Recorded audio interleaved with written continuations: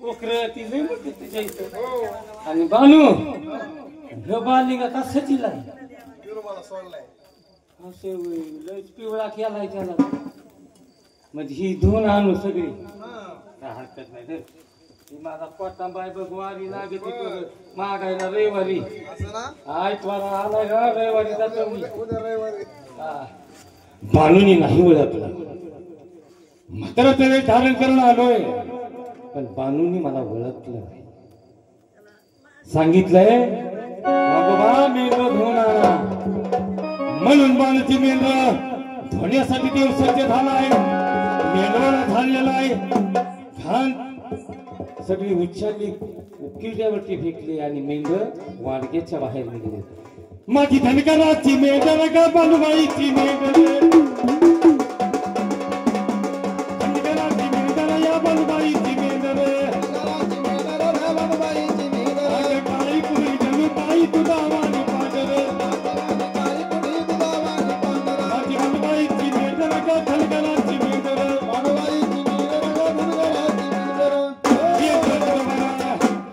मेंढर हाकीत हाकीत कुठे या नदीवरती घेऊन आलेला आहे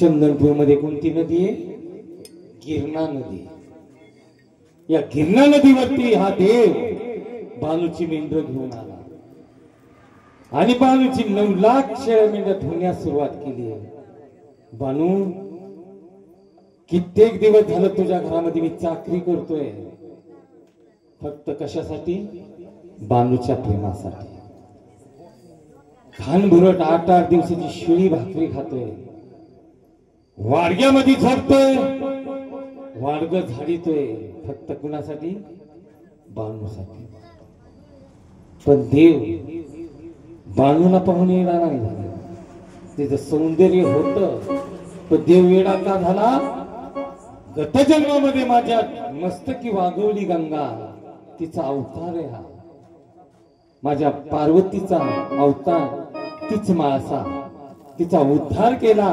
निवाशामधून तसं तिचा चंदनपूर मधून उद्धार करून जेजुरीमध्ये न्यायचे म्हणून देवाने मेंढर कशी धुतली इथून मागं कुणी धुणार नाही इथून पुढेही कोण धुयचं नाही म्हणून मेंढराचा पाय धरले मेंढरू यांना तिच्या पात्रामध्ये बुचकाळलं गरगर गरगर अंगणाभोवती भिरकावलंय आणि खडकाव आपटून मेंढरू जीवच मारला 1 नाही 2 नाही 9 लाख शेळ्या मेंढ्या मारून टाकल्या या नदीमध्ये रक्ताचा पूर वाहतोय लाल नदी झाली मास्कंड उपसलंय पाण्यामध्ये फेकलंय कातडे झाडा झुडपावर खडकावरती वाळू घातले बानू हे माझ्या नेहरीची भाकरी घेऊन बघ तुझी मेंढर कशी धुतली म्हणून देव बसले आणि लिंबाच्या झाडाखाली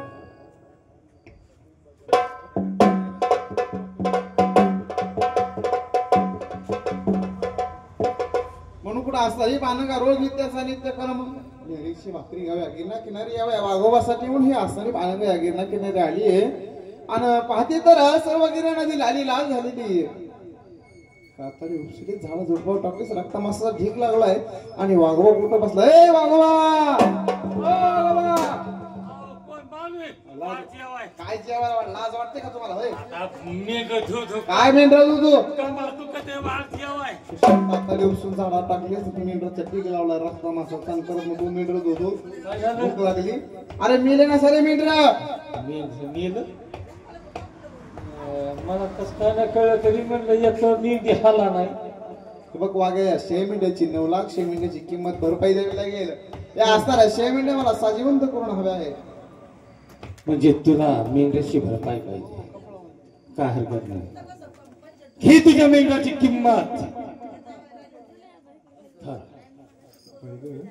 ही तुझ्या मेंढ्यावर हळद काढली गोष्ट म्हणतो की तुझ्या 9 लाख मेंढी कंपाळी लावला तर भंडार आहे आणि जिजूर गाडावरती माझ्या देवाचे येऊन धन केलं तर पिवळं सोने तुला मेंढरच पाहिजेत ना म्हणून देवाने भंडाऱ्यामध्ये हात घातलाय भंडारची बरोबर हातामध्ये घेतलाय आणि या मेंढरावरती फेकला वत्सवानंदाचा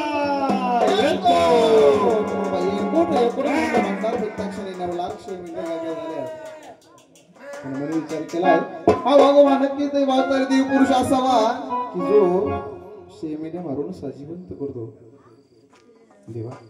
नाही ओळखू शकली तुम्हाला माझा पामाराशी काय तोरपण पाहिजे म्हणून पाहिजे तुझ्या दारामध्ये आलो म्हाताऱ्याचा वेश घेऊन दार करावा या बानंगाचा चलावा असणाऱ्या जिजुळगावावरती देवा.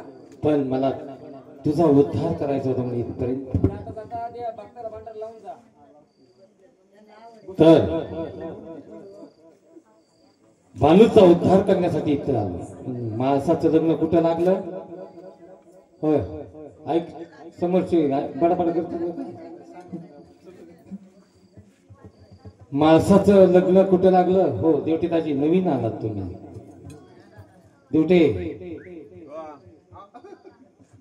लईच मग्न झाले त्या डब्याच. हा ती चुपच्या हालीत बसले म्हणलं काय लय मग्न. मग देवाचं आणि माणसाचं लग्न कुठं झालं? त्या भानगडीत पडत नाही. माहिती असावं आपण हिंदू धर्मातले. माणसाचं लग्न झालं कुठं? या पाली गावी. माहेर कुठे? नेवासा. लग्न कुठं? पालीला. तसं बानूचं माहेर चंदनपूर आहे आणि लग्न झालं नळदुर्गामध्ये. आणि दोघीला घेऊन देव कुठे? जिजुरीमध्ये. तसं बानू तुला घेऊन जाईल. उद्धार करावा बानंगाचा असताना जिजुरगडावरती. म्हणून देवानी बानूला घेऊन निघाले. पण बानू त्यापूर्वी जायचंय. पण माझा मल्हार मार्तंडाचा हा पिवळा सोनं माझ्या भक्तांच्या कंपाळी लावून जातोय. शेवट ड्युटी करायला आले. घ्या दक्षिणा देवाची. बानू ए बानू बानू घे आपली दक्षिणा भक्ता कोण जायला. चला या दक्षिणा पटकन. म्हणून देवानी बानूला घोड्यावरती सज्ज केलंय आणि देव या जिजुरीमध्ये निघाला कसा? निघतोच आम्ही तुमच्या बानूला घेऊन. झालीच आठवण तर या जिजुरगडामध्ये. तिथं नाही आठवण झाली तर फोन लावा, भेटते लाष्टीमध्ये. म्हणून जायचंय कसं? बानूला देव चालायचे जोर.